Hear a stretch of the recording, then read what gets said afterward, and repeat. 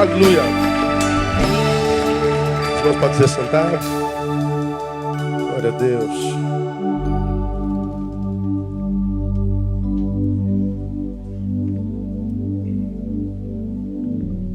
Na semana passada, irmãos, nós começamos uma palavra, denominamos promessas. E a continuidade desse texto diz que a mais desejadas das promessas hoje, quem a fez na Bíblia Sagrada foi o diabo. Está em Mateus capítulo 4, versos 8 e 9, que diz assim: novamente o diabo o levou a um monte muito alto, mostrou-lhe todos os reinos do mundo e a glória deles, e disse-lhe: tudo isto te darei, se, o que lê comigo? Prostrado me adorares. Tudo isso te darei. Jesus está na experiência do deserto, na sua tentação dos 40 dias e 40 noites. Satanás aparece e todos nós sabemos, como diz Mateus capítulo 4, que aquela tentação foi proposital. Um dos temas mais emblemáticos para mim na Bíblia Sagrada diz respeito a esse texto. Diz que falando a respeito de Jesus, tendo sido levado ao deserto para ser tentado pelo diabo, esse texto para mim é muito sinistro. Jesus foi levado pelo Espírito ao deserto. Para quem? Para ser tentado pelo diabo. Por que Jesus tinha que começar o ministério sendo tentado pelo diabo e mais? Foi o Espírito Santo quem o levou. Que moral é essa que o diabo tem, não é? Já falamos sobre isso outrora.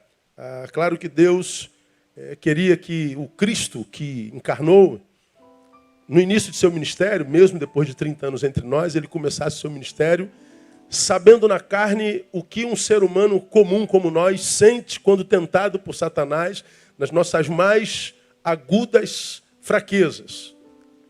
A ausência de pão transforma a pedra em pão.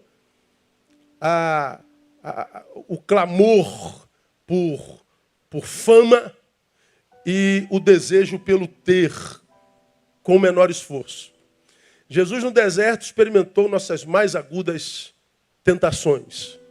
Depois que ele experimenta em vitória essas tentações, ele sai para cumprir o seu ministério de 3 anos e vence. Ele redime o mundo, ele cumpre aquilo para o que veio. Agora, nesse texto, depois da gente entender que a Bíblia diz que o mundo jaz no maligno, ou seja, indubitavelmente ele tem poder sobre a criação caída, portanto, jazemos nele, não é? Esse mesmo tentador leva Jesus ao mais alto dos montes daquele tempo e diz: onde os teus olhos forem, o que eles alcançarem, tudo é teu. E mais, a glória de ter tudo isso é tua, se você simplesmente se prostrar e me adorar. Então nós falamos sobre isso, né? Falamos sobre a realidade de que receber o louvor de Jesus é muito mais precioso para o diabo do que todas as coisas da criação. Como quem diz, a criação caída é uma criação que está sob meu domínio. As coisas estão sob o meu domínio. Mas o diabo, na verdade, está dizendo: eu abro mão disso tudo por um louvor teu.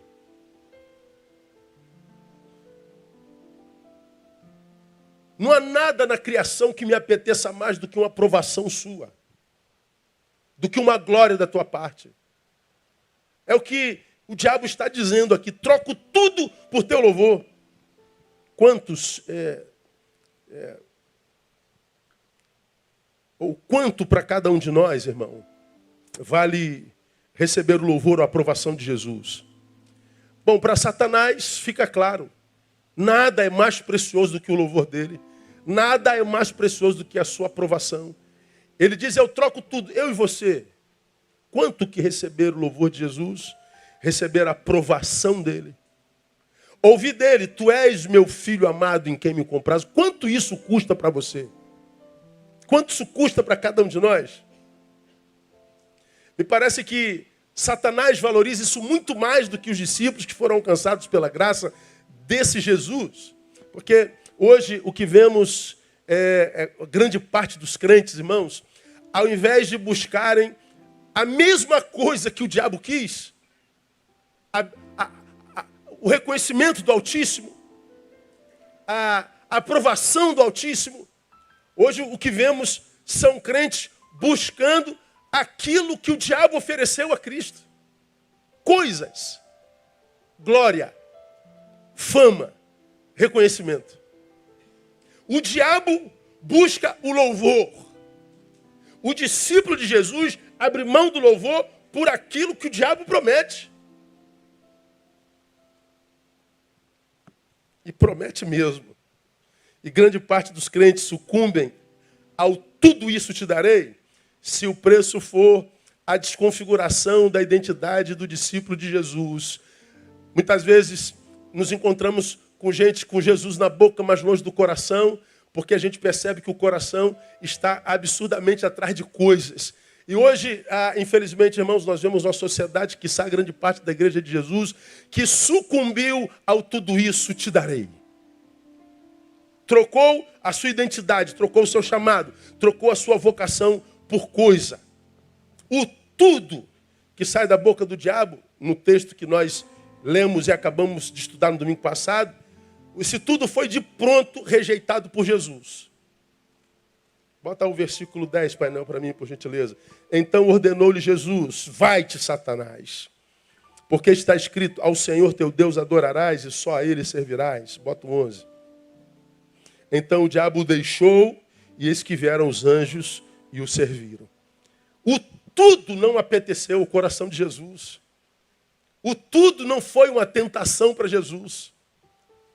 Jesus rejeitou de pronto. Aí nós aprendemos algumas coisas na semana passada. Primeiro, nós nunca teremos tudo que desejamos.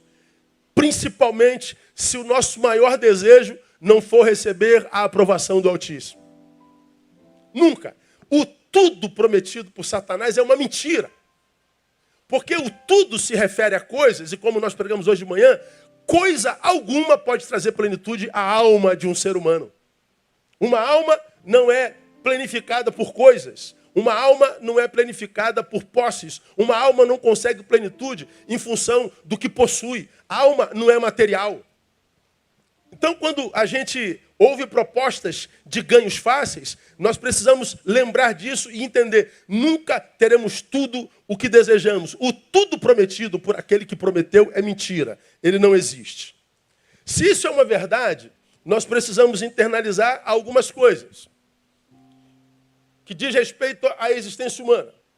Por exemplo, eu me encontro com muitas pessoas no caminho que dizem assim, mas pastor, eu não entendo o ódio dessa pessoa, eu não entendo a perseguição dessa pessoa, eu não entendo a postura dos outros contrárias a mim.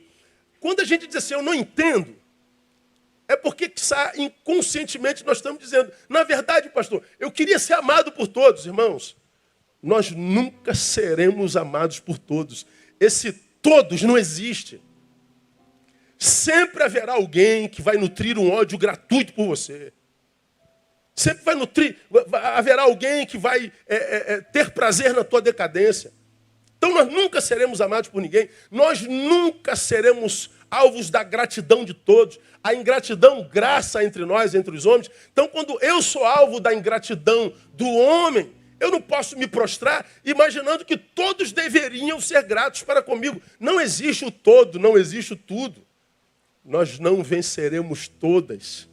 Algumas derrotas nos alcançarão no caminho. Alguns projetos fenecerão no caminho. Alguns projetos fracassarão. Nós não seremos exaltados sempre, como pregam o tempo inteiro por aí, que Deus vai te dar tudo, que Deus vai fazer tudo, que tudo vai dar certo. Não, não vai não, irmão. Alguns momentos nós seremos humilhados mesmos. Haverá momentos na nossa vida em que nós vamos ser envergonhados. O tudo não existe. Nunca teremos tudo o que desejamos. Aprendemos em segundo, não precisamos de tudo para sermos felizes. Eu não posso tudo, e qual o problema? Eu não preciso de tudo para ser feliz. Portanto, quem está esperando algo para ser feliz, pode estar pecando contra a vida que desperdiçou nessa espera. É como aquele que diz assim, pastor, eu só vou ser feliz quando casar. Aí você estabeleceu um lugar e uma condição para ser feliz. Pois bem, enquanto você não casa, o que você curte com murmúrio é a tua solteirice. Essa espera do agora até o dia do casamento foi um desperdício de vida que muitas vezes é imperdoável diante de Deus. Porque existe um monte de gente que gostaria de ter a tua vida e não tem. Um monte de gente gostaria de estar no teu lugar e não está. Você tem a possibilidade de viver essa vida, mas você está dizendo que só vai ser feliz quando casar. Você só vai ser feliz quando ganhar tanto. Só vai ser feliz quando tiver uma casa. Você só vai ser feliz quando emagrecer 15 quilos. Você só vai ser feliz quando... Quando você estabelece um tempo para a sua felicidade, que não agora, você peca contra a vida. Você peca. E o pecado, diz a palavra, blinda os céus contra nós, sobre nós.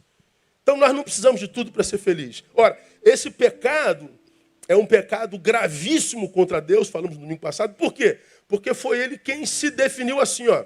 Respondeu-lhe Jesus, João 14,6. Eu sou o caminho, eu sou a verdade, leiam para mim, e a vida. Quando eu abro mão da vida, estabelecendo um lugar para ser feliz, eu estou abrindo mão do próprio Deus. Eu estou abrindo mão de viver a vida que Ele planejou para mim. Como nós já falamos aqui, irmão, se uma pessoa só pode ser feliz casada, a gente não veria tanta gente casada infeliz, não é verdade? Se riqueza fosse felicidade, a gente não veria tantos ricos infelizes. Se magreza fosse felicidade, não existiria magrelo infeliz, não é verdade, irmão? Então, você que é gordinho, irmão, dá glória a Deus pelo seu pneuzinho.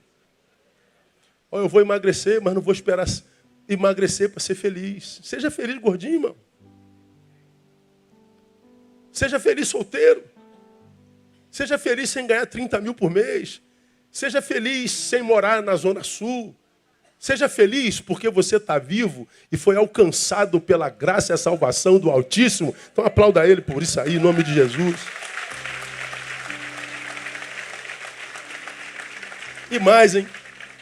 Os que pecam assim, esperando por algo para ser feliz, pecam porque anulam a missão do Cristo sobre si mesmo.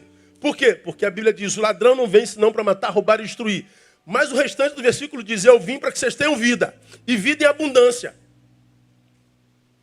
Quando eu estabeleço uma condição para ser feliz, você está abrindo mão da abundância de vida. Você está anulando a missão do Cristo sobre a sua vida. Então, nós aprendemos, nunca teremos tudo, mas não tem problema, nós não precisamos de tudo para sermos felizes. Louvado seja o nome de Deus por isso. E mais, 3, o contentar-se com o que tem, sem acomodar-se com isso, é a verdadeira ação de Deus na vida. Então, a ação de Deus na vida não é me dando o que eu quero, não é fazendo tudo o que eu quero. Onde que está a graça de Deus na vida? Está no contentamento que Ele nos dá, sem que esse contentamento produza em nós acomodação. É o contentar-me. Nós lemos Filipenses capítulo 4, versículo 11, e esse texto eu faço questão de ler de novo, porque para mim ele é muito tremendo. E a gente precisava guardar esse texto na nossa cabeça por causa do seu significado. Não digo isto por causa de necessidade, porque já aprendi a contentar-me com as circunstâncias em que me encontre. Olha o 12. Sei passar falta, sei ter abundância. Em toda maneira, em todas as coisas estou experimentado, tanto em ter fartura como em passar fome, tanto em ter abundância como em padecer necessidade. E o 13 todos nós sabemos. Vamos juntos? Posso, aquele que me fortalece. Esse é um dos versículos mais conhecidos da Bíblia Sagrada. Mas a grandeza desse texto está no verso 11. E eu citei essa palavra contentamento, porque já aprendi a contentar-me. Essa palavra contentar-me, no grego é a palavra autarquês, ou autarquês, como você quiser. Esse termo era um termo muito comum e usado pelos filósofos estoicos na antiga Grécia, que tinham lá em Tarso um grande centro filosófico. Essa palavra era muito comum. Autarques é traduzido literalmente por autossuficiência. Essa autossuficiência é o que eles diziam buscar através da filosofia. O que significa autarques? Esse contentamento, literalmente, é o estado em que as emoções provocadas pelas circunstâncias externas não têm permissão de perturbar a tranquilidade íntima do indivíduo.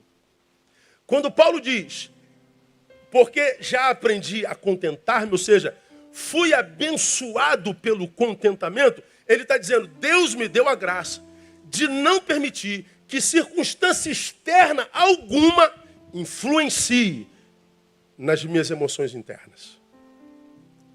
Para mim, irmão, isso é a bênção do Altíssimo. A bênção do Altíssimo não é me impedir de fracassar.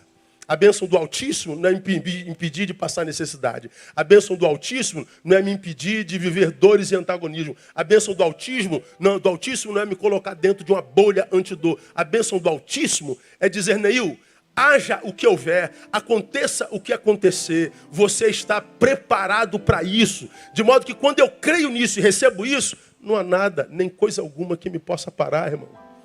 Aí você e eu vamos dizer como Paulo, posso todas as coisas naquele que me fortalece. Poder todas as coisas não é dizer, eu sonhei com isso, então eu creio que eu posso isso. Não é só isso não, também. Mas é ver o seu sonho indo à bancarrota, é você ver o seu projeto indo por água abaixo, é você ver o seu melhor amigo lhe dando uma punhalada nas costas, é você sendo alvo da ingratidão e da humilhação do mundo, é se ver no vale da sombra, da morte, da angústia e dizer assim, eu posso suportar isso porque eu estou debaixo da bênção do Altíssimo. É isso, pode aplaudir ele aí, se for para ele, aplauda direito. Então, como nós já aprendemos, a bênção de Deus não é bênção só para me livrar da dor, é para me capacitar para vencê-la também. Porque ninguém passa por essa vida sem dor.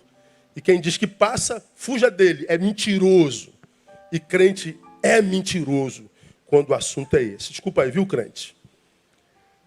Quarto, aprendemos no domingo passado.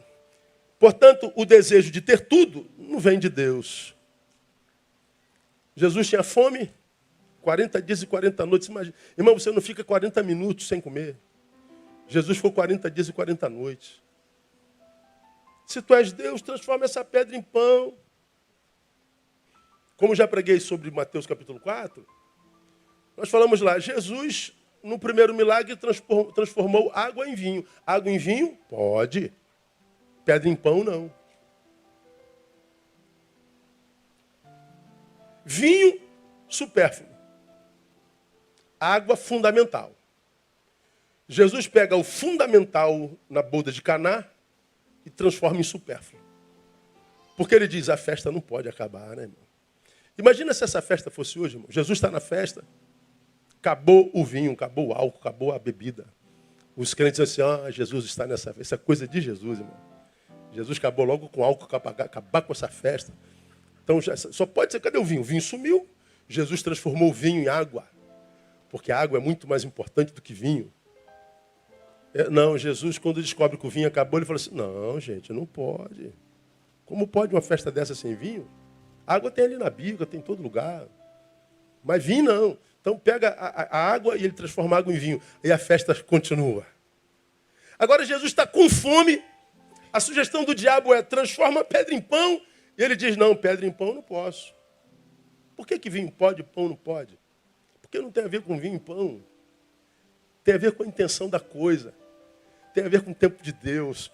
Quando Jesus transforma água em vinho, ele não está, na verdade, fazendo manutenção da festa. Ele está fazendo a manutenção do bom nome de uma família, porque qualquer família que desse uma festa, principalmente de casamento, que durava 7 dias, no tempo de Jesus e na Judéia, e se o vinho acabasse, isso seria uma das maiores ofensas que uma família podia proporcionar à sociedade convidada. Ela ficaria maculada por toda a sua existência. Jesus não queria que uma família que começa agora, na noite do seu casamento, fosse maculada pelo mau nome. Jesus transforma água em vinho porque ele está salvando o nome de uma família. Mas Jesus não transforma pedra em pão Porque Jesus foi ao deserto guiado pelo Espírito Santo e ele entendeu que ele só deveria comer quando Deus, pelo Espírito Santo, dissesse que ele deveria fazê-lo e não quando Satanás dissesse. Quando Satanás tenta Jesus, ele está dizendo, você está com vontade de pão, Jesus? Eu estou desesperado pelo pão. Mas eu estou entre fazer a minha vontade, porque eu tenho poder de transformar pedra em pão, e fazer a vontade de Deus. E entre a minha vontade, que é transformar isso em pão, e esperar a vontade dele, eu me submeto à vontade dele. Essa é a grande diferença. O desejo de ter tudo não vem de Deus. Eu tenho visto, irmãos, muita gente a quem Deus abençoa e quer abençoar. Eu tenho visto gente para quem acredito Deus está a uma vírgula de dar uma resposta. Mas às vezes a gente não tem paciência para esperar o tempo de Deus e negocia a fé. A gente dá o jeitinho brasileiro. E o Senhor está dizendo, não faça isso, Neil. Espera mais um pouco. Isso aí já é teu, mas não para agora, Neil. Não faz isso. Você é meu discípulo, espera o meu tempo. Você já falou do que precisa, você já falou do desejo do teu coração. Espera o meu tempo, eu já te ouvi. Eu te trouxe até aqui, eu te sustentei até aqui, não negocie. A gente vai lá e negocia, toma posse do que queria, mas fora do tempo de Deus, e aquilo acaba sendo uma desgraça na nossa vida. O desejo de ter tudo não vem de Deus. O desejo primeiro de Deus para os seus discípulos está registrado em Mateus 16, 24, é daqui que a gente continua, quando ele diz assim, então disse Jesus aos seus discípulos, se alguém quer vir após mim, negue-se a si mesmo, tome sua cruz e siga-me. Jesus está falando, se você quer seguir a mim e quer que isso seja bom para você, faça um jejum de si mesmo. Negue-se. Essas palavras de Jesus, irmão, nesse tempo, negue-se a si mesmo, tem ganho uma proporção assim na minha concepção, nunca antes alcançada. Porque à medida que os anos vão passando, a compreensão do que Deus queria dizer na sua palavra fica mais óbvia. E fica mais óbvia à medida que os anos vão passando. Porque uma vez que cada ano, esse si mesmo, esse eu que precisa ser negado, ele vai tendo do mundo mais ofertas. Tudo isso te darei. Eu duvido que o eu de Jesus, homem, não queria demais transformar aquela pedra em pão. Eu duvido que o Jesus, homem, o eu do Jesus, homem, não sentia o mesmo que a gente deseja. A vontade de ascensão e de aparecer. Vontade de ter. Jesus tinha necessidades vitais naquele deserto. Mas Jesus, naquele tempo, ele se nega, ele se anula, ele faz jejum de si mesmo, ele faz jejum do seu desejo, e tudo isso te darei e perde poder sobre ele. Mas por que isso se agrava hoje? Porque o tudo isso te darei é cada vez mais irresistível à medida que os anos vão passando. O tudo isso te darei aumenta em possibilidades a cada ano, como eu falei domingo passado. Domingo passado eu falei que Jesus, quando recebeu essa tentação, ele estava no deserto da Judéia, num tempo rural.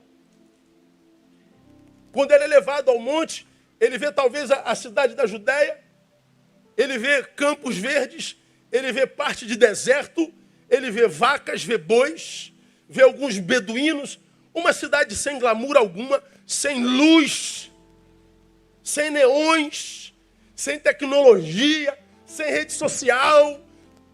Tudo isso te darei, era um tudo muito pobre. Mas hoje, imagina o diabo te levando para um alto monte e te mostrando a glória do Rio de Janeiro, irmão. Todo o dinheiro possível fácil. As mulheres e os homens mais desejáveis aos teus pés. Imagina você com seu vício Instagram niciano, com 500 mil seguidores te dando like e com as tuas postagens monetizadas. Imagina você passando na rua e todo mundo te pedindo autógrafo, querendo tirar uma foto contigo. Imagine você bombando, geral, todo mundo te invejando. Você é uma celebridade. O diabo te leva lá em cima e diz, está vendo esse dinheiro todo? Está vendo essa glória toda? Está vendo essa facilidade toda? Está vendo essa honra? Tudo isso eu te dou. Ah, o tudo de hoje é cada vez mais irresistível. Cada vez mais irresistível. E mais, irmãos, a sociedade, para quem o diabo faz essa oferenda, essa oferta, talvez seja a sociedade mais frágil que já pisou nesse planeta. Alguns domingos atrás, alguns meses atrás, eu falei sobre essa necessidade de glória que acomete a cada um de nós. E citei um caso que aconteceu nas redes, de um menino que tem um canal, e ele queria fazer com que o canal dele aumentasse de qualquer jeito. Aí ele teve uma excelente ideia. Ele comprou uma Glock, uma pistola. Nos Estados Unidos você compra fácil. E ele falou, olha, para a namorada dele, você vai me dar um tiro no peito. Eu vou botar um livro e você vai me dar um tiro no peito. Antes ele fez o teste, vocês devem se lembrar disso. Ele comprou um livro grossão, botou na parede e deu um tiro de uma determinada distância no livro. Pá! O livro parou o projétil. Ele teve essa grande ideia. Eu vou bombar nas redes, vou ter glória, like, vou ter reconhecimento, seguidores, vou lacrar geral. Pô, de onde vem essa necessidade? Ele chamou a noiva e disse assim, ó, eu vou botar esse livro no peito, você vai se afastar e vai dar um tiro em mim. A menina ficou louca, desesperada. Não, você está maluco. Não, eu preciso ser visto, eu preciso bombar, eu preciso ganhar seguidores, eu preciso. Glória, eu quero tudo que eu posso. Eu quero aparecer. Ela se recusou, mas um tempo ela não conseguiu mais. Ele comprou outro livro, botou o livro no peito, ela tirou. E o que aconteceu? O projétil atravessou o livro e ele morreu. Porque o segundo livro comprado foi editado com uma folha de pior qualidade do que o primeiro. O primeiro parou o projétil, o segundo, com papel de pior qualidade, não parou o projétil. E você vê um jovem sacrificado em função do nada, de glória. E quanto mais vazio de nós, mais necessidade de reconhecimento alheio nós somos. Quanto menos orgulho de nós, mais aplauso do outro a gente precisa. Quanto pior conosco mesmos, mais carentes de visão alheia nós precisamos. Satanás sabe disso. Então, tudo isso te darei ainda é uma realidade. E mais, eu acredito que há muita gente se prostrando em adoração a Ele, consciente ou inconscientemente, atrás de tudo isso. Então eu entendo claramente, muito mais claramente, que nesse texto Jesus também queria nos advertir quanto ao mal que uma sociedade composta por sujeitos que vivem para si mesmos poderia produzir. Negue-se a si mesmo, né, eu? Negue-se a si mesmo, meu filho, porque há um eu em ti que, se não for negado, que do qual você viva um jejum, nem na minha presença você tem plenitude. Se quer vir após mim, primeiro negue-se. Porque Jesus sabe o quanto esse si mesmo é vulnerável ao tudo isso te darei. Dá para entender o que eu estou dizendo? E aí a nossa reflexão para essa noite é: como seria, irmãos, por exemplo, uma sociedade de gente que se rendeu a tudo isso te darei? Uma sociedade que quer glória o tempo todo, que quer reconhecimento, visibilidade, notoriedade, ter, ascender, aparecer. Como seria uma sociedade composta por gente que não consegue fazer jejum de si mesmo? Pelo contrário, vive uma overdose de si mesmo, como eu tenho pregado aqui nesses 20 anos. Que produz a própria imagem 300 vezes por dia. Que sociedade seria essa? Bom, seria a nossa sociedade. Aí eu fui ver, irmãos, algumas realidades dessa sociedade. Assim, ó, en passant. Aí eu vi lá, como que a gente está se deteriorando como raça. Em 3 anos, nos últimos 3 anos, 3.200 mulheres foram vítimas de feminicídio no Brasil. Todo dia a gente liga a televisão e vê um homem que matou a mulher. Eu não sei que raio de espírito é esse que está agindo entre nós, irmão. Eu não sei que falta de amor próprio é esse que faz um homem que não soube amar uma mulher, vendo-a dar um grito de alforria, mesmo sem amar a mulher, a mata, abrindo mão da própria liberdade. Quando ele mata a mulher, não é ódio pela mulher, é falta de amor próprio. A máxima do machista idiota: se não for minha, conclua para mim, não será de mais ninguém. Se você diz se não for minha, você já está errado, porque a tua mulher não é tua, a tua mulher pertence a Deus. Ninguém é dono de ninguém. A convivência saudável não é de possessão, é de doação. Eu falo isso toda vez que eu faço casamento. Quando eu me caso com uma pessoa, eu não estou adquirindo uma pessoa. Minha mulher, meu marido.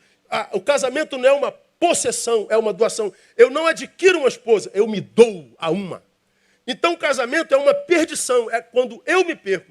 Para eu me perder para alguém, é só se esse alguém for alguém que eu sei vai cuidar de mim tão bem quanto pelo menos eu cuidava de mim mesmo. O casamento é uma questão de amor próprio e não de amor pelo cônjuge apenas. Mas no mundo onde o sujeito está inflado, ele vive uma overdose de si mesmo, dificilmente essa geração vai conseguir um casamento que comece numa doação.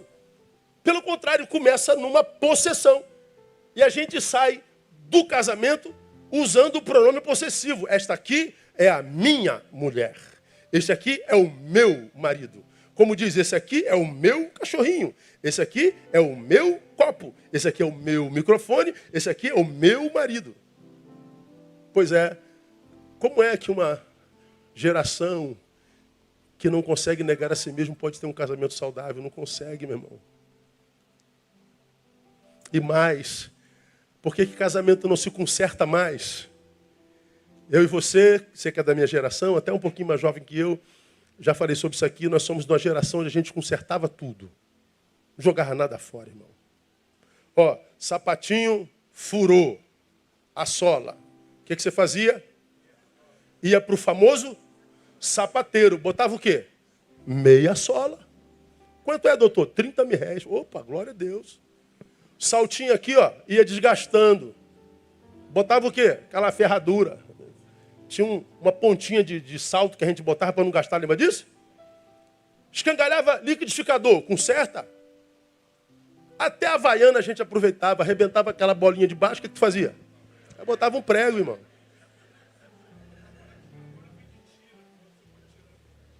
Ah, é? Só tira, só vende a tira? Olha que beleza. Mas a gente botava prego. A gente consertava tudo, irmão. O óculos quebrava uma perna só. O que a gente fazia? Bote esparadrapo, irmão. Aí tu vê até hoje gente com aquele negócio aqui, ó, enrolado aqui, uns esparadrapo, uma fita isolante.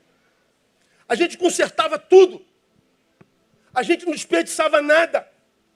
A gente remendava roupa. A gente costurava roupa.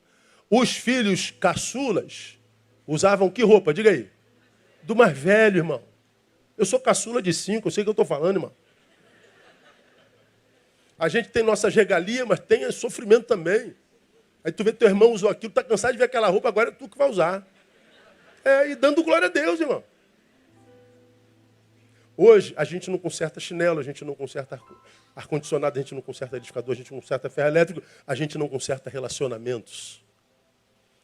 Porque nós adoecemos, o si mesmo adoeceu, o si mesmo só quer prazer, não quer trabalho.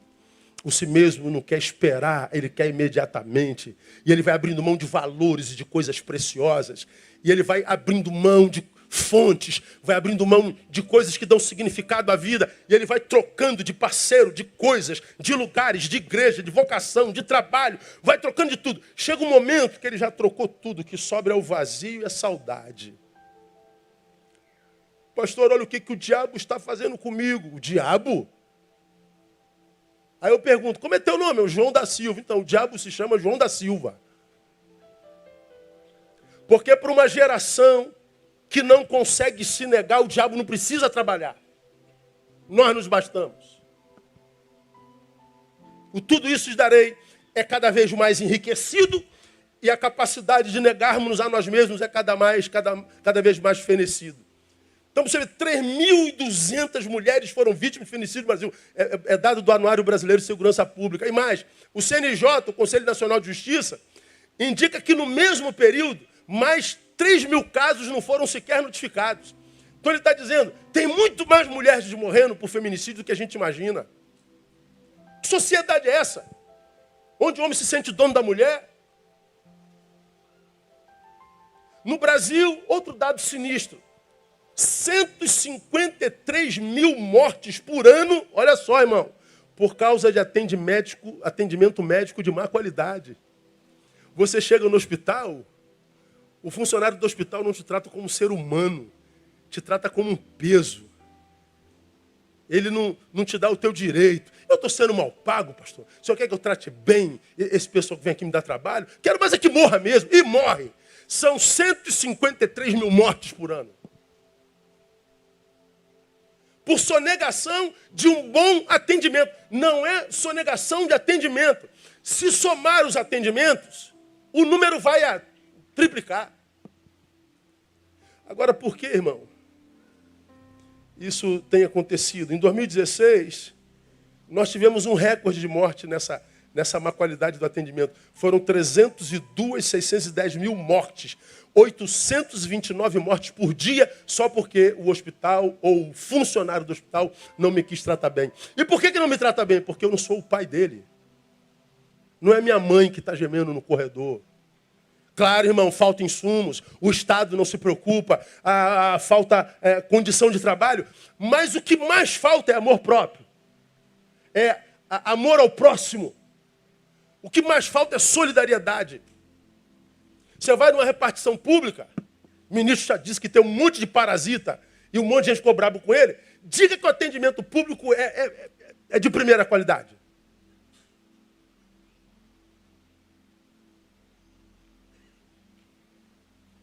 Agora, por que você não trata bem?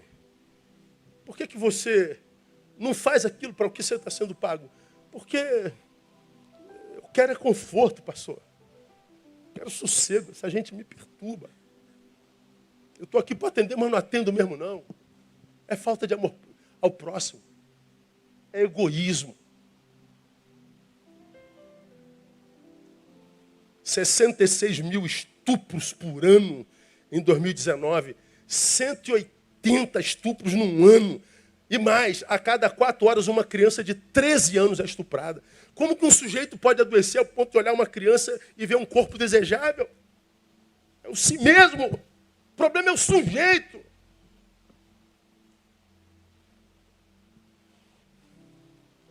Você leu essa semana uma criança de 8 meses nesse país. Estava no abrigo, morreu com sarampo. Por que morreu? Me digam vocês, quem viu a reportagem? Não foi vacinado. Por que não vacinaram o menino de 8 meses, irmão? Porque não é nosso filho. Porque não é da minha família. Porque é uma coisinha de abrigo. Mas você não é responsável pelo abrigo? Não é você que recebeu essa criança? Crianças não precisam ser vacinadas. Por que não cuida como se fosse teu filho? A gente tem que ouvir isso o tempo todo. Quando Jesus diz, negue-se a si mesmo, ele fala do que nós construiríamos enquanto sociedade diante de um Satanás que diz, tudo isso te darei. Que infla o meu ego, que infla o meu eu. Então saber que uma criança morreu assim, irmão, é angustiante.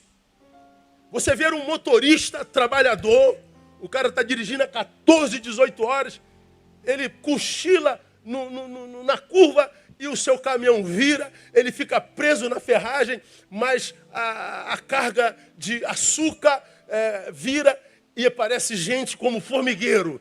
E essa gente como formigueiro aparece para ajudar o motorista que está preso na ferragem, não é isso?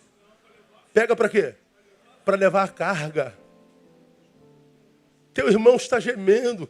Seu irmão vai morrer. Ajude seu irmão. Não, pastor, eu estou arrumando 10 quilos de açúcar de graça. A gente compra carga roubada. A gente compra celular roubado. Gente morreu para você comprar esse celular. Gente foi estuprada para você comprar essa peça de carro, essa peça de moto. Que tipo de sociedade se transformou essa? E a gente reclama da sociedade, a gente reclama do Brasil, a gente quer culpar o governo, a gente quer culpar todo mundo. Nós somos os culpados. Todos nós temos uma parcela de culpa. Ver hoje, irmãos, nós que somos do nosso tempo, você que é jovem, até bandido antigamente era melhor, irmão. Não tinha assalto a ônibus, porque bandido não assaltava trabalhador, cara.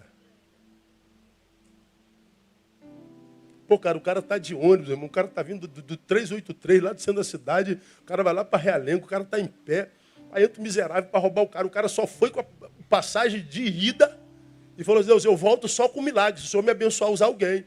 Aí tu conseguiu, quanto é que custou a passagem hoje? 4,5. Aí tu consegue 4,5 emprestado para pagar no final do mês. Pô, o cara vem e rouba você. O cara rouba uma idosa e joga no chão e espanca a idosa. Que mundo é esse, irmão? Que mundo é esse? Onde não se respeita mais idosos, crianças. Não se respeita mais nada, nem coisa nenhuma. O que nós sentimos uns pelos outros é medo. Porque a gente sabe o grau de maldade do outro, o índice de maldade.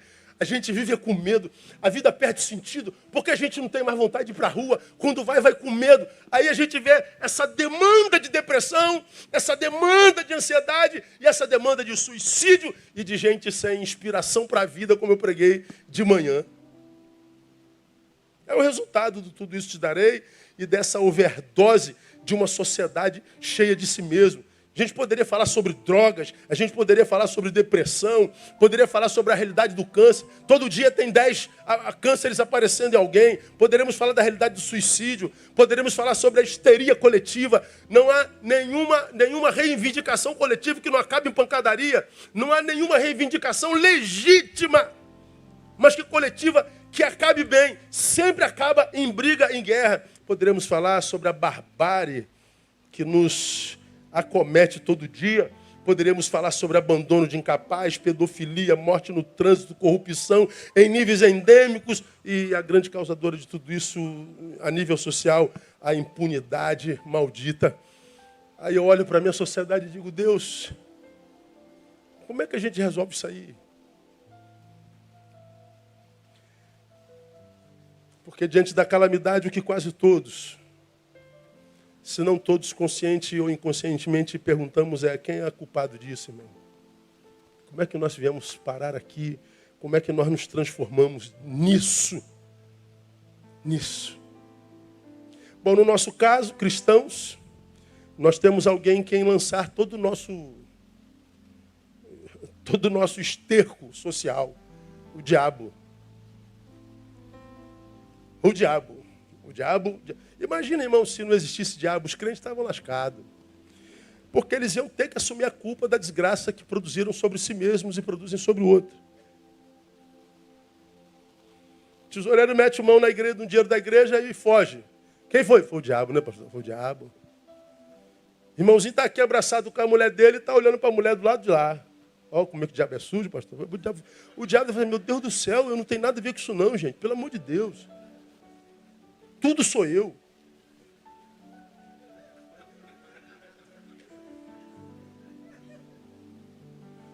Você está aí sentado, a mulher está pelada na tua frente na hora da adoração. Você fala assim, Jesus, tem misericórdia. Olha o que o diabo faz comigo. Eu estou afastado da igreja, vim para a igreja, está na minha frente, Senhor. Aí vem o diabo, não, é só você sair daí e sentar no outro banco. Tem uma velhinha sentada na tua frente. Pronto, resolviu. Mas não, você fica aqui vendo essa desgraça do diabo. É assim ou não é? É. Somos nós, irmãos. O problema da minha desgraça sou eu. O problema do meu fracasso sou eu. O problema da minha desordem sou eu. É a pergunta fatídica de Nietzsche. Qual o teu grau de responsabilidade na desordem da qual você reclama? Então, enquanto eu e você, cristãos, entrarmos em templos e sairmos de templo, cantarmos uma musiquinha para Deus, ouvir um cara aqui no meu lugar que diz, Deus vai mudar a tua sorte, Deus vai te dar, Deus vai te prosperar, Deus vai te botar por cabeça e não por cauda, Deus vai amarrar os teus mil, Deus vai, você vai continuar sendo enganado dentro da igreja. Porque Jesus no início disse, não adianta vir após mim se você não se nega. É me seguir em vão. Não é mágica, o evangelho não é magia. É modus vivendi, é postura diante da realidade. Aí a gente diz, foi um diabo. Será que foi mesmo? Não é o que o evangelho diz. Coloca para mim, painel, Mateus 7, 21, todos vocês de Betânia já conhecem. Mateus 7, 21. Vamos ver se é só o diabo mesmo.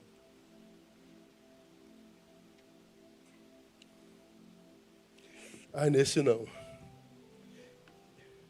Isso aí. Olha o que diz o texto, palavras do mestre. Pois é do interior, do coração dos homens que procedem o quê? Leiam comigo. Maus pensamentos, o que mais? Prostituições, o que mais? O que mais? O que mais? Passa. O que mais? O que mais? O que mais? Mais. Mais. Passa. Todas estas más coisas procedem de onde? Diga. De dentro. Não é do diabo, não. Ô, aquele irmão está com espírito de adultério. Não existe espírito de adultério. Espírito de soberba. Espírito, não, é tudo do coração humano. É um ser humano doente, que não conseguiu se submeter ao Espírito Santo. Na crise entre fazer a minha vontade e a de Deus, ele sempre fica com a minha vontade, não com a de Deus. Aí a vida dele não flui, não acontece, ele diz, Deus não existe. Deus não é bom. Eu sou ateu. Ah, vai te catar, irmão. Não é ateu nada, pô. Tem uma fome de alma terrível. Não acredita em Deus, mas tem um monte de gente que se diz ateus, me ouve religiosamente, eu sou ateu. Tu tá ouvindo o que aqui? Nada, você mente para si mesmo, pô. Há em qualquer ser humano a ânsia pela transcendência, de ir para além de 1,85 m, nesse mundo pequeno que nós somos, a gente tem necessidade de sair daqui para respirar um pouco, porque isso aqui está pesado demais. De navegar no Espírito, para dar uma respirada dessa terra. Essa ânsia é uma realidade geracional. Deus nos fez assim. Eclesiastes 11, ele pôs na mente do homem a ideia da eternidade. Ou seja, nós temos dentro de nós a eternidade. Que coisa nenhuma consegue planificar senão o eterno. Eu não acredito em Deus, isso é para mim tudo bobagem. Ah, vai te catar. Diz o que, você tá, o que você pensa quando você está sozinho com o teu travesseiro. Então eu posso afirmar, irmão, que a arma da nossa destruição está em mim, é de dentro, é do coração do homem, é é subjetiva, é autossabotagem. A questão é a seguinte, como nos tornamos nessa arma tão mortal, como é que isso tudo brotando de dentro de mim me acaba. Quando eu leio esse texto, não há como ficar dúvida do porquê que Jesus disse, negue-se a si mesmo. Porque você carrega essa mortandade toda dentro de você. Eu e você carregamos essa desgraça toda. Nós carregamos esse poder de desconfiguração existencial dentro da gente. Eu larga esse cara que está dentro de você e renda-se a mim. Não tem nada a ver com religião, não, irmão. O problema é que depois que Constantino fundou o cristianismo, a gente, para ser de Deus, acreditamos, os cristãos, que a gente tem que ter uma religião. Aí a gente passou a acreditar que de Deus é só quem tem religião. Porque conversão e religião agora andam juntos. Mas isso é na cabeça dos religiosos, na cabeça de Deus não. Como nos tornamos nessa arma tão mortal? Eu deixo para você duas realidades e termino. Primeiro, nos tornamos essa arma mortal, autodestrutiva, na desobediência do conselho de Jesus. Qual é o conselho de Jesus? Negue-se a si mesmo. O homem que não se nega, vive a sua pior parte. Quando eu me nego, eu estou dizendo para isso tudo que me habita, que o poder sobre a minha existência mudou de mão. Não é mais isso tudo que me domina, porque eu neguei isso tudo e me entreguei a Jesus de Nazaré. Agora o meu controle está sobre, agora vivo não mais eu, mas Cristo vive em mim. Então eu estou livre dessa desgraça. Livre da submissão a ela, porque enquanto potência ela me habita. Você acha que o santo não tem tentação? Você acha que o santo que senta atrás dessa mulher que está aí na tua frente, coisa do diabo, também não gosta? Gosta, o santo também gosta. Só que o santo levanta e sai facilmente, porque ele tem um propósito maior. O santo tem vontade de chutar balde, mas diz assim, meu Deus, eu não vou chutar o balde que eu vou ter que buscar, porque eu nasci para esse balde. Eu nasci para carregar esse balde. É a minha razão da vida. Deus me vocacionou para isso. Então eu queria chutar esse balde e sumir, mas eu não posso, porque minha vida está linkada a isso. Então o que está sob o domínio de Jesus não abre mão da sua vocação, não abre mão da sua missão do mundo, não abre mão do seu lugar na igreja de Jesus, porque ninguém disse que você fez bonitinho o seu trabalho. Ninguém valorizou o que você fez, então não vou fazer mais. Pastor, não conta comigo mais não, porque essa igreja não reconhece meu trabalho, não vou fazer mais não. Então estava fazendo para o pastor, seu tolo. Você não estava fazendo para o pastor dos pastores. O homem que não se nega vive a sua pior versão. Penso que haja perigo e incoerência nisso desde o Éden. Foi Deus lá atrás, no início, que disse, não é bom que o homem esteja só. Por quê?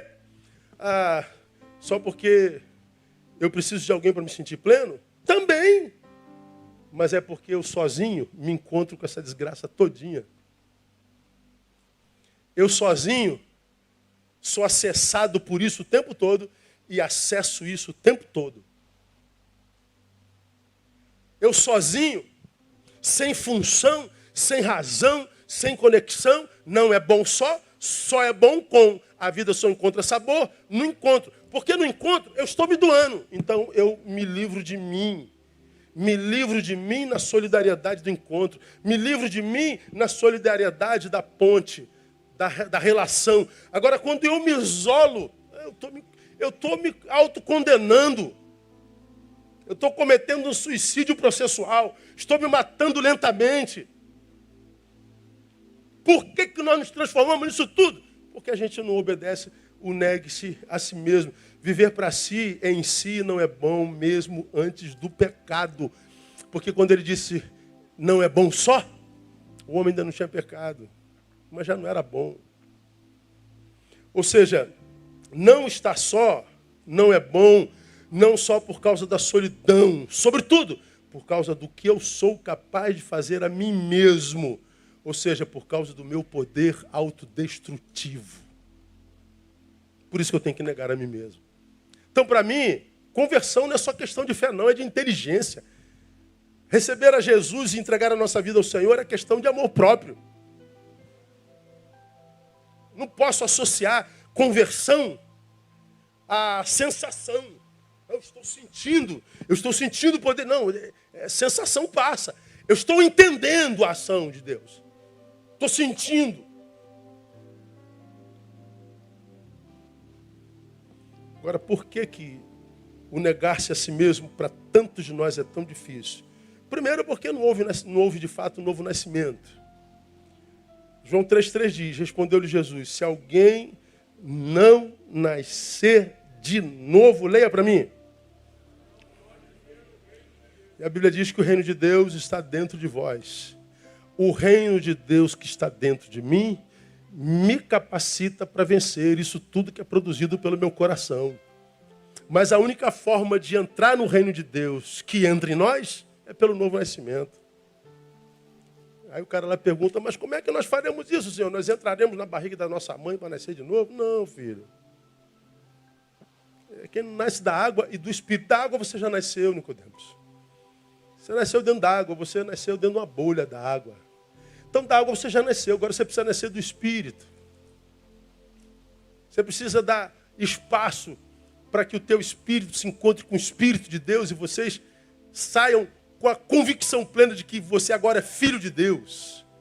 Porque o nosso Espírito, o Espírito Santo e o nosso Espírito confirmam que nós somos filhos de Deus. Então tem que ter dois nascimentos. O nascimento da água, que é o que a gente sai do útero da nossa mãe, mas nascer espiritualmente. Mas aí essa geração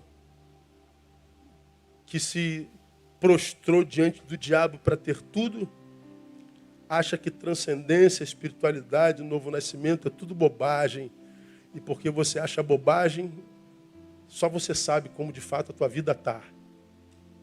Eu só imagino, mas você sabe como está, mesmo que o seu Instagram só tenha sorrisos, mesmo que o seu Instagram só tenha viagens, frases de Nietzsche, frases de Karnal, frases dos filósofos mais famosos, contemporâneos ou mortos, mas Deus sabe como é que está a tua alma e você também.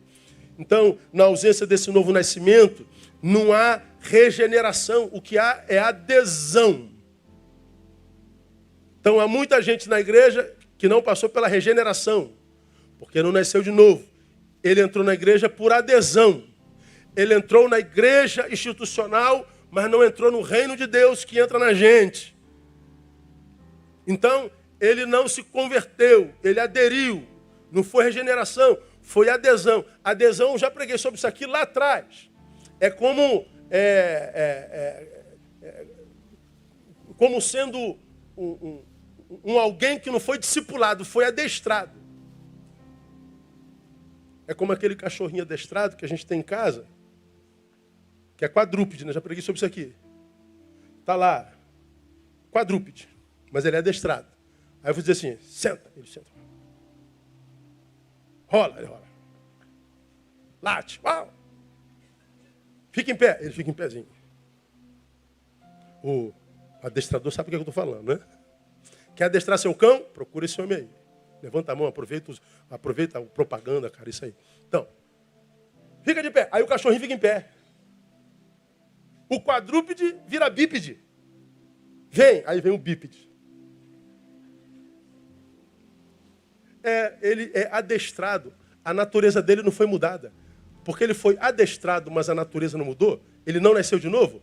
Porque quadrúpede, logo, logo ele volta a ficar de 4 de novo. Crentes que não são discipulados, não foram regenerados, eles são adestrados a não fazer isso, não fazer aquilo, não pode isso, não pode assado, não pode aquilo, não pode nada. Mas mudou a essência? Não. Logo, logo você está fazendo tudo de novo. Logo, logo você está chafurdado no pecado de novo. Logo, logo você se entrega a tudo aquilo que deixou por algum tempo, por alguns anos. Meu Deus, quanta evasão da igreja! Claro, não são regenerados, foram adestrados. Importa nascer de novo, irmão.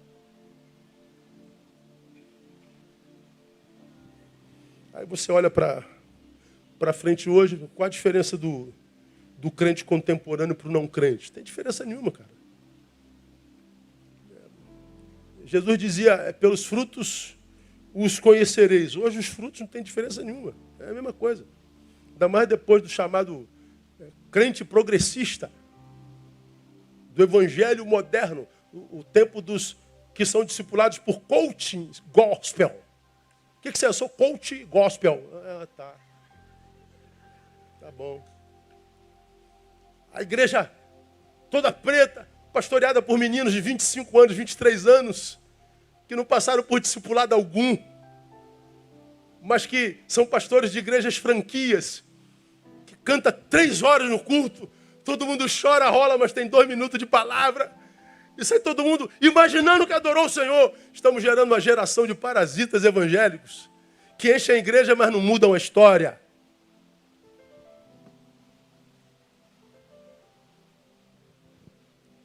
O que vemos hoje são cristãos evocando seus próprios direitos em Cristo, quando na verdade deveriam ser agentes da justiça não da própria, mas no mundo.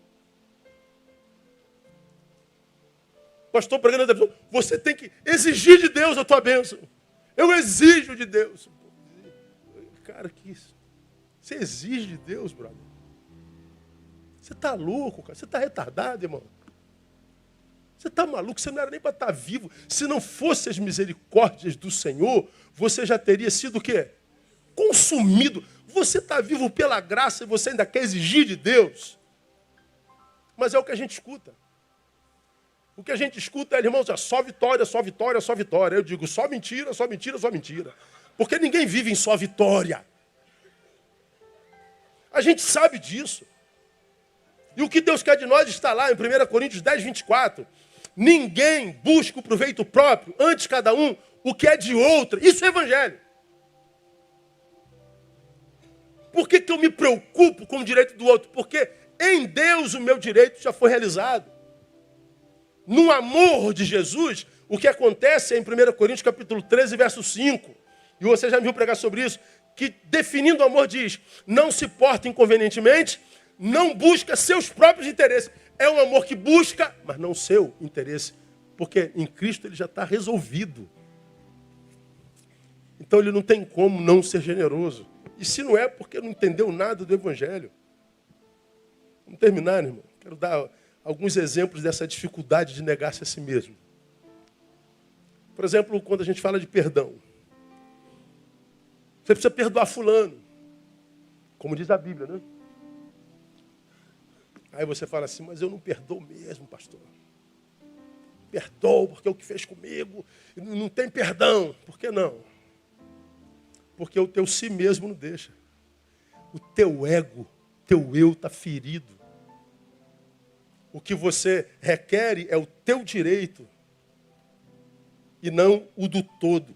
Então, porque o teu eu não é regenerado, você não consegue perdoar. E o litígio fica. E você fica em desobediência para com Deus. Eu poderia dar 200 exemplos. Por que abandonamos a comunhão e os irmãos? Mesmo que a Bíblia diga, não abandonando a nossa congregação, como é costume de algum. Falta de negação. É na comunhão que o Senhor ordena a bênção e a vida, mas o teu coração está voltado para fora, para o teu prazer, para o teu desejo, você abre mão com facilidade, porque o teu si mesmo te domina. Entre dar prazer a Deus ou a mim mesmo, o que não consegue negar-se dá prazer a si mesmo. Por que a gente não consegue praticar o si mesmo? Porque a autonegação, para quem não nasceu de novo,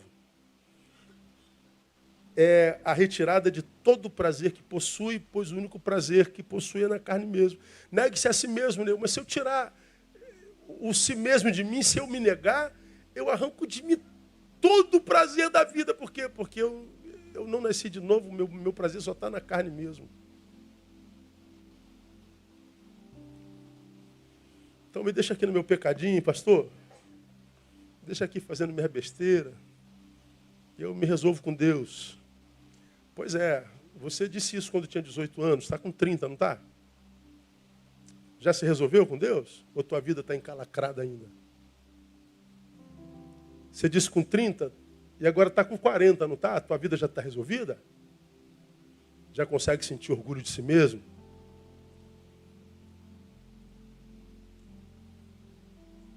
Se você pudesse nascer de novo, viveria da mesma forma? Trilharia os mesmos caminhos? Se relacionaria com as mesmas pessoas? Ou você faria uma mudança geral? Pois é, cada um sabe de si. Como eu tenho dito, irmãos, e aqui termino, respeito todas as religiões. Cada um tem direito de adorar o que quiser e professar a fé que quiser. Mas nós, por graça de Deus, fomos feitos por eles cristãos. Cremos em Jesus que disse, eu sou o caminho, a verdade e a vida. Amém, amados? Nós não somos espíritas. Não acreditamos numa doutrina que, para mim, como já disse aqui 1000 vezes, absurdamente simpática, que é da reencarnação. Ah, como eu queria que Paulo tivesse falado sobre isso, queria que estivesse na Bíblia, mas não está. Por que o senhor é simpático com a reencarnação? Já falei aqui 1000 vezes. Eu nasci, morri sem ter vivido. Eu fui uma desgraça. Eu fui um fracasso, eu fui um péssimo gestor de mim mesmo, eu fui um miserável. Não tem problema, vou voltar daqui a pouco, eu vou voltar, vou reencarnar. Mas se você foi ruim, pode voltar num pônei.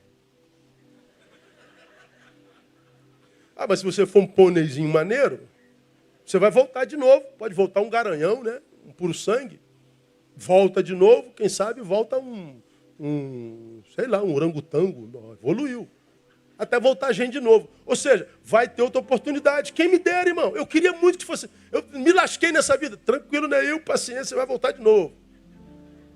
Neil, tua volta está marcada para tal dia. Ou voltou. Mas eu e você somos cristãos, amém ou não? Nossa palavra, que a gente crê sendo de Deus, diz: aos homens está ordenado. Morrer o quê? Uma só vez vindo depois disso? Eu só tenho esse tempo para ser feliz. E eu não posso permitir que esse si mesmo, tentado pelo tudo isso te darei, estrague a minha passagem pelo planeta. Eu não poderia jamais, por questão de amor próprio, permitir que esse si mesmo que me habita me impedisse de perdoar fulano, de carregar mágoa e ira pelo Beltrano. Pastor, fulano foi embora, o que eu posso fazer, irmão? A vida é dele. Pastor, fulano virou boiola, é dele também o que ele dá lá.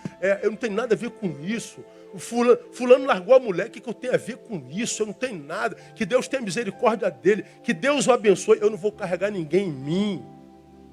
A Bíblia diz que nós somos casa espiritual, nós somos templo do Espírito Santo. Carrega o Espírito Santo e mais ninguém, que você é feliz. Agora, esse teu eu fica se metendo na vida alheia, fica dando palpite que ninguém pediu, fica te fazendo se ver maior do que o que de fato é, o salvador do planeta, o salvador do mundo, o defensor das minorias. Você não arruma nem teu quarto, cara. Como eu já falei aqui, quer mudar o mundo, mas não lava nem o copo que comeu. Não arruma a cama que dormiu, quer mudar o mundo.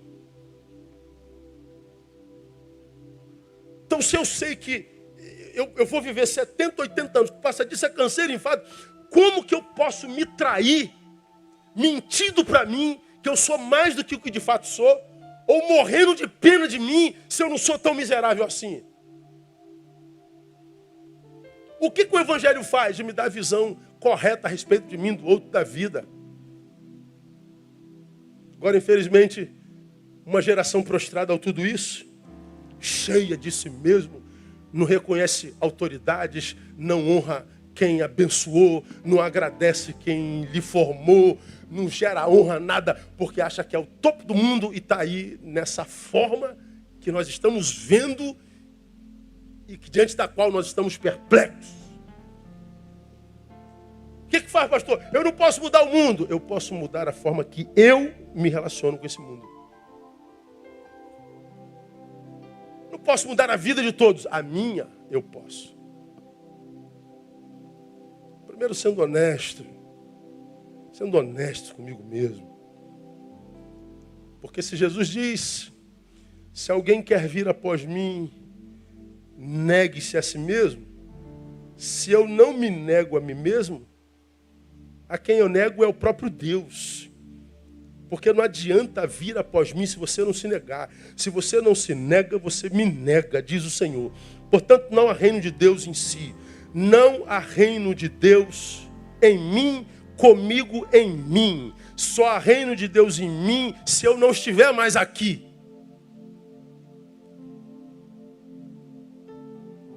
Porque se eu estiver aqui, não há reino. Há, no máximo, religião. Muda a religião, muda o lugar onde adora, muda o Deus que adorava, muda a roupa que vestia, muda o discurso, muda tudo, mas não muda a essência. É o cachorrinho adestrado que logo, logo volta para a condição original. Isso não é vida.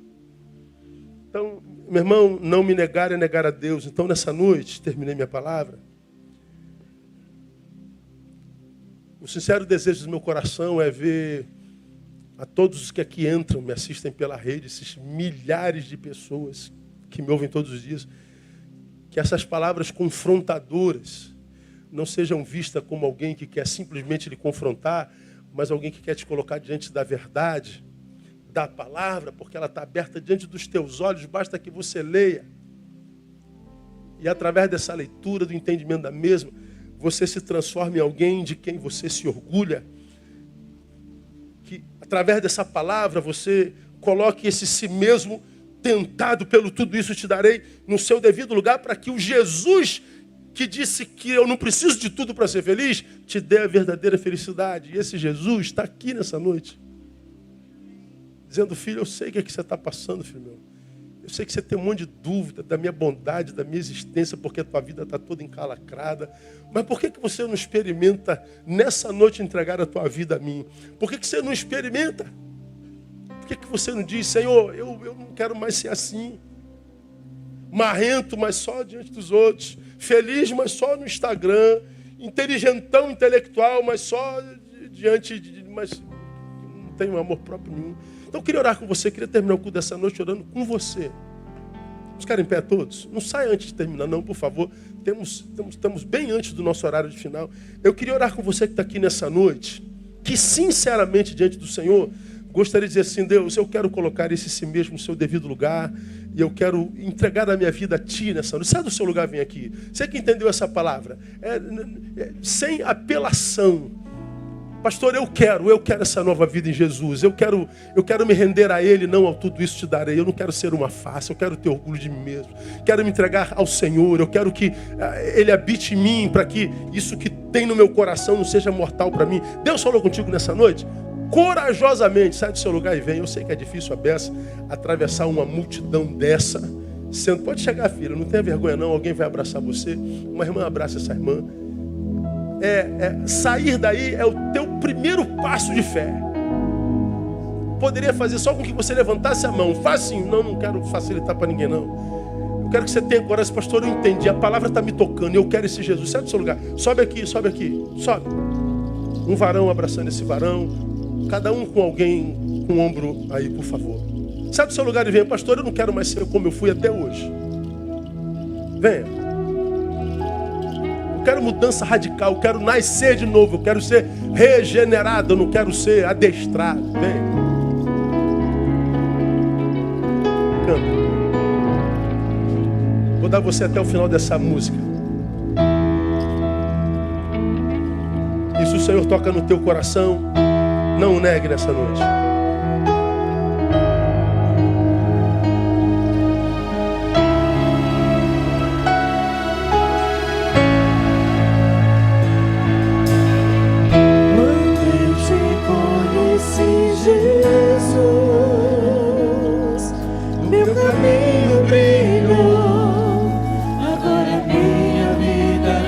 Não é mais a mesma mesmo.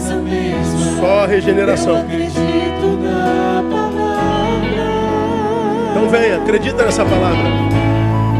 Eu acredito no poder do teu sangue, que me libertou da morte para a vida.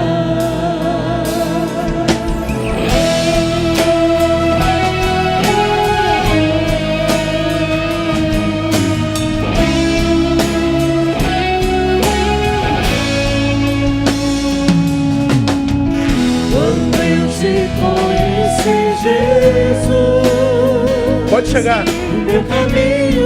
Eu não quero mais ser uma farsa. Eu não quero mais ser uma imagem de Instagram. Quero vida verdadeira.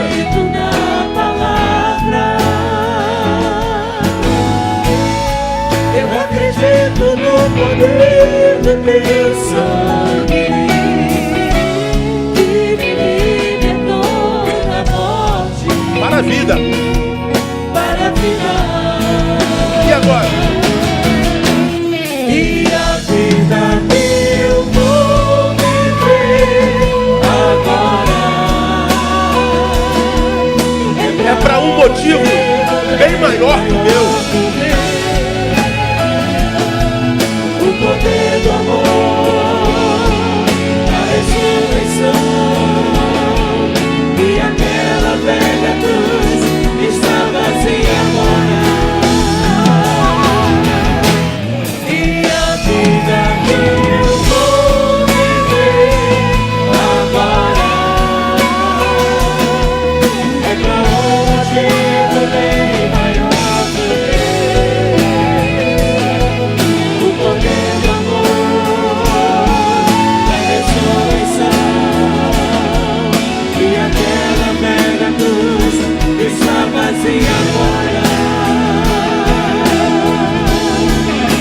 Porque a cruz está vazia. Foi vencida por Jesus, que venceu a própria morte. E só um Deus que venceu morte tem moral para prometer vida e vida abundante. Ele está aqui nessa noite querendo ressignificar a tua vida, a tua existência. Não rejeite a proposta do Altíssimo nessa noite. Vamos louvar e vamos encerrar essa canção e essa oportunidade. E a vida que eu vou viver agora é pra um motivo bem maior que o meu. O poder do amor,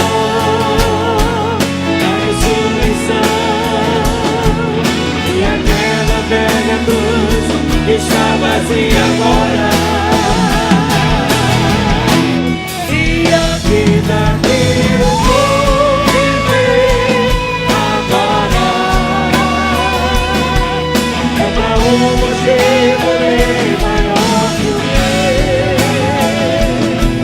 O poder do amor, a ressurreição, e aquela velha cruz está vazia agora. Porque essa cruz está vazia, Pai, nós cremos no poder do ressuscitado. Porque a cruz está vazia, nós cremos no poder da regeneração, não da adesão. Acreditamos que o Evangelho não é algo a ser usado, é algo a ser vivido. Portanto, ó Deus, que a vida do Evangelho, a vida do Jesus Cristo ressuscitado, possa alcançar a vida dos meus irmãos aqui à frente. Que esta noite, ó Deus, seja um divisor de águas na vida dos meus irmãos. Que essa noite, ó Deus, eles sejam capacitados para enxergar a vida como de fato ela é, as pessoas e as circunstâncias como de fato são. Que elas saiam daqui, ó Deus, não com seus problemas vencidos, mas capacitados para vencer os seus problemas. Que elas saiam daqui, ó Deus, com uma nova postura diante da existência. Que elas saiam daqui, ó Deus, com uma nova visão a respeito de tudo. E que saiam daqui, sobretudo, acreditando que ela agora pode tudo, porque o Senhor as fortalece. Nós ministramos a tua vida sobre a vida dos meus irmãos. Nós ministramos a tua bênção e uma nova era, um novo tempo, uma nova história na vida dos meus irmãos. E nós fazemos isso tão somente na autoridade do nome e pelo poder do sangue de Jesus, nosso Senhor, que reina. Amém e aleluia. Dê o melhor aplauso no nome de Jesus. Vocês podem se assentar. Que a graça do Senhor seja sobre a sua vida. Sentem-se um pouquinho, irmãos.